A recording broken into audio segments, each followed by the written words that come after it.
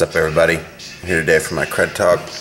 I'm going to talk about what I've learned in this class and my approach to leadership through an analogy of something that I care very deeply about, and that thing is skiing. You might not see the link between skiing and leadership right away, but hopefully by the end of this video you will. You gotta have the right tools and the right equipment, vision, to be able to have a basic skill set, deal with different people, and to execute different tasks and activities. Different tool sets for different situations so that you can accomplish things when one style typically wouldn't work. The next step skiing and my leadership practice is you got to get to the mountain. In order to get to the mountain, you've got to know where you're going, what the rules of the road are, guidance or knowledge. Even though you may know how to get somewhere, you still have to get there.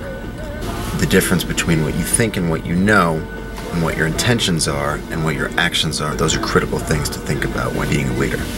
I like to stretch. I'm paying attention to the process and mitigate risks that could potentially hinder your ability to lead once you're actually out in the field. It's important to pay attention to process, to enjoy the process, and feel good from the process. Sometimes the process is painful, but it's important to stick it out because you'll feel better afterwards. If you pay attention to the process for long enough, the thing that is painful,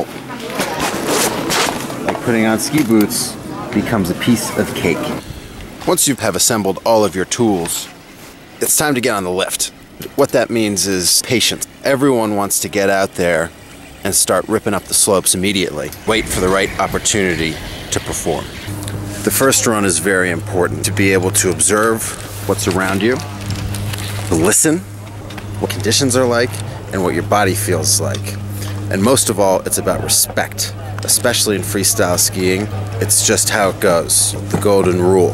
When you're first beginning to lead with a new group or just any time, observation, listening, respect, and being in tune with your surroundings are key.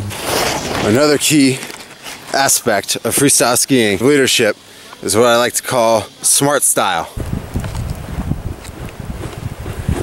where you progress and take baby steps until you're comfortable with where you're at, and then push yourself reasonably. On this last run, I scoped out a little jump over here. We're gonna try it out now after looking at it first. The next part of skiing and then leadership is progression. Once you get to a place where you're comfortable, you need to keep pushing yourself and pursue excellence. Last time, this jump was definitely boostable, and we're gonna try and hit it a little harder. Once you've progressed a fair amount in your leadership practice, you always have to be ready to execute. In order to execute, you need to have attention to detail. You need to be level-headed, have focus, determination.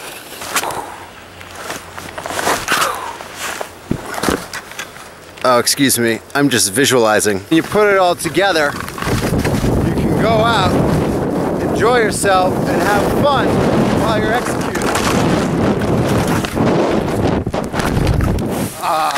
Dick. And you gotta be ready to fail sometimes. When you hug big backflips off of not real jumps. Beep, beep. Oh yeah, got it. When you do execute finally, take satisfaction from your accomplishments.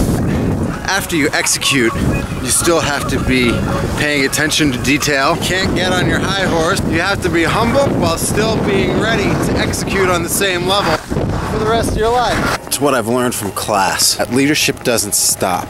All of these practices, it's a lot. How the hell am I gonna do this forever? Likening leadership back to skiing, this is winter. Winter doesn't stop, but winter comes on schedule. You have to be on all the time and love it. In order to really be an authentic and effective leader, I just have to go skiing. I'm just kidding. You also have to apply all of the lessons that you can learn from skiing to your leadership practice.